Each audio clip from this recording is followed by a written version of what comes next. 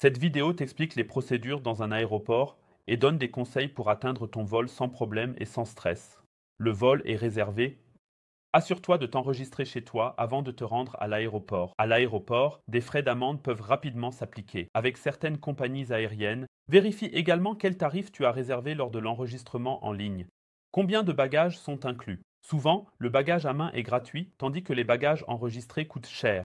Parfois, 20 kilos sont autorisés, tandis que pour d'autres vols, c'est 23 kilos. Souvent, il faut payer 80 € par kilo de bagages supplémentaires. Comment trouver le vol le moins cher pour toi? J'ai déjà fait une vidéo à ce sujet, elle est liée ci-dessus. En général, tu devrais toujours avoir ton numéro de vol et ton billet à portée de main.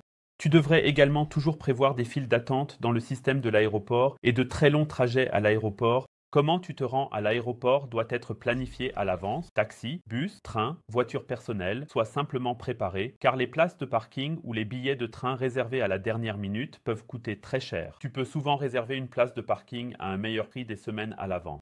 À l'aéroport, tu devrais te diriger directement vers un tableau d'affichage. Il y en a de grands, mais aussi de petits.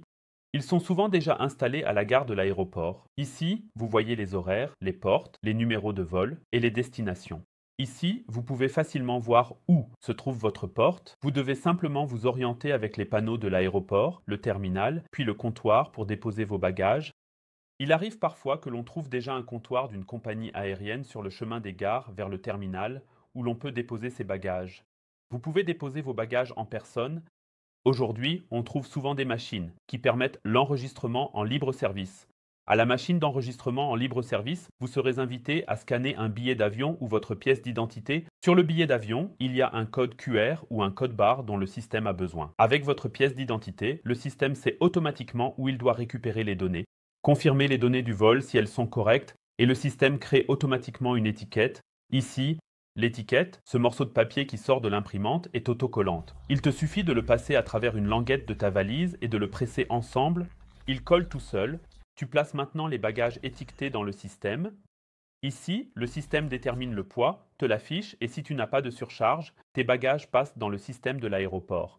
Peu après que tes bagages aient disparu, le système va t'imprimer un reçu pour la valise. Tu recevras également un email avec toutes les informations concernant tes bagages. Maintenant, tu dois te rendre à la porte. Porte signifie sortie. Tu peux obtenir cette information sur le tableau d'affichage, mais souvent aussi dans ton email qui représente le billet. Une fois arrivé à la porte, tu dois présenter ta carte d'embarquement. Parfois, des personnes sont mises à ta disposition, mais souvent aussi des tourniquets avec scanner devant lesquels tu tiens ton billet. Tu peux maintenant te rendre à la porte. Selon l'organisation de l'aéroport et la destination de ton voyage, tu te trouves maintenant au contrôle de sécurité ou à la douane. Informations douanières.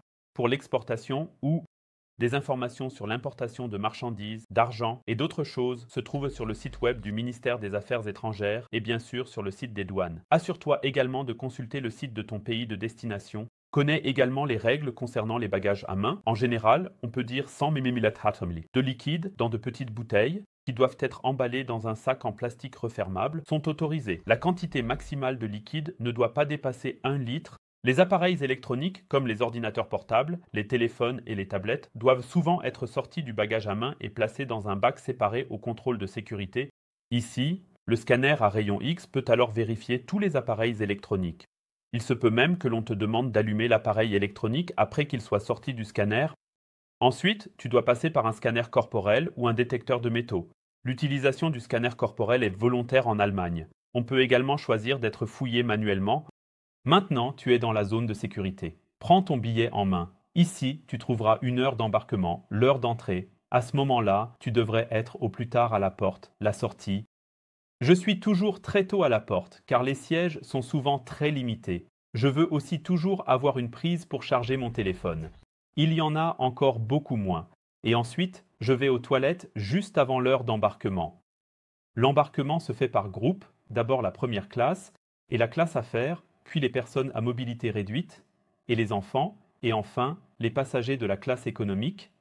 Tu trouveras ton siège grâce à ta carte d'embarquement. Le siège est indiqué par une lettre et un chiffre. À gauche se trouve toujours A et les autres lettres continuent vers la droite. Prends rapidement ton siège, ne bloque pas le couloir si tu dois encore chercher quelque chose dans tes bagages.